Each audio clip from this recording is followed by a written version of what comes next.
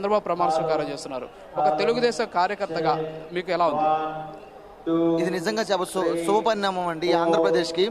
ఎందుకంటే ఈ ఆంధ్ర పట్టిన దరిద్రం వదిలింది, పట్టిన పీడ వెడుగుడైపోయింది అని చెప్పేసి జనం అందరూ అనుకొని నాకు 151 వచ్చినాయి, నాకు 151 వచ్చినాయి అని విర్రవీగినటువంటి ఆ జగన్మోహన్ రెడ్డి పరిపాలనను, ఆ జగన్మోహన్ రెడ్డిని గర్వాన్ని ఈ యొక్క ఆంధ్రప్రదేశ్ ప్రజలు కాళ్ళ కింద వేసి తొక్కినట్లుగా 11 సీట్లకి కనీసం ప్రతిపక్షాన్ని కూడా దిక్కు లేకుండా చేశారు. నిజంగా ఇది చాలా పరిణామం అండి ఆంధ్రప్రదేశ్ ప్రజలకి. ఖచ్చితంగా చెప్తున్నాము, చంద్రబాబు నాయుడు గారు అలాగే పవన్ కళ్యాణ్ గారు వాళ్ళ ఇద్దరి నాయకత్వంలో ఆంధ్రప్రదేశ్కి చాలా మంచి జరిగింది.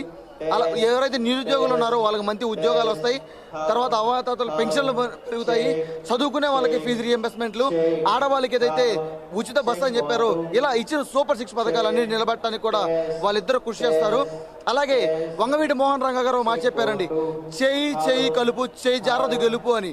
అలాగే అది దాన్ని మేము స్ఫూర్తిగా తీసుకొని మా చంద్రబాబు నాయుడు గారు అలాగే పవన్ కళ్యాణ్ గారు చెప్పినటువంటి అందరం కలిసి చంద్రబాబు అలాగే టీడీపీ కార్యకర్తలు, జనసేన కార్యకర్తలు కలిసి ఈ రోజు దీన్ని మేము సాధించుకున్నామండి. నిజంగా చాలా చాలా గర్వంగా ఫీల్ అవుతున్నామండి.